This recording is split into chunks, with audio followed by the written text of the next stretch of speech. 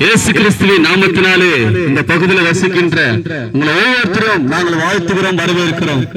2000 வருஷத்துக்கு முன்னதாக ஆண்டவராகிய இயேசு கிறிஸ்து இந்த பூமிக்கு வந்தார்.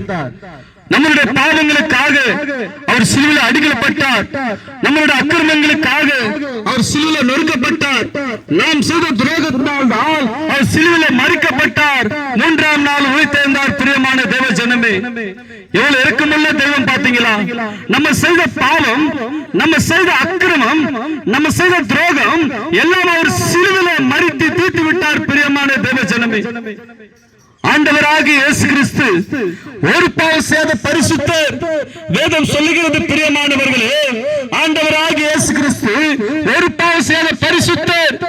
பின்பு ஏன் அவர் சிலுவையில் மறிக்க வேண்டும்? வேதம் சொல்லுகிறது, நாம் செய்த பாவத்தின் நிமித்தம் தான் அவர் சிலுவையில் அடிக்கப்பட்டார். நாம் செய்த அக்கிரமத்தினால் தான் அவர் சிலுவையில் நொறுக்கப்பட்டார். நாம் செய்த துரோகத்தினால் தான் அவர் சிலுவையில் மறிக்கப்பட்டார். 3ஆம் நாள் உயிர்த்தெழுந்தார். பிரியமானவர்களே, அப்படிப்பட்ட தெய்வத்தை எல்லாரும் மறந்து தன் மனப்போன போக்கிலே போய் கொண்டிருக்கிறோம். என் ஆண்டவராகிய இயேசு கிறிஸ்து எவ்வளவு வேதனைப்படுகிறார் தெரியுங்களா?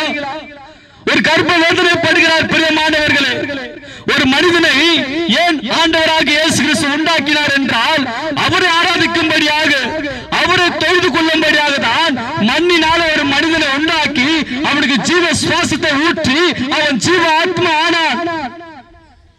ஆனால் அதையெல்லாம் மறந்துவிட்டு எல்லோரும் தன் மனப்போன போக்கிலே போய்கொண்டிருக்கிறோம். பிரியமானவர்களே, என் ஆண்டவராகிய இயேசு கிறிஸ்து அவருடைய இருதயம் எவ்வளவு வேதனைப்படுகிறது தெரியுங்களா? அவருக்காக நம்மளை உண்டாக்கினார். ஆனால் அவரை மறந்துவிட்டு எல்லோரும் அவர்கள் மனப்போன போக்கிலே போய்கொண்டிருக்கிறோம்.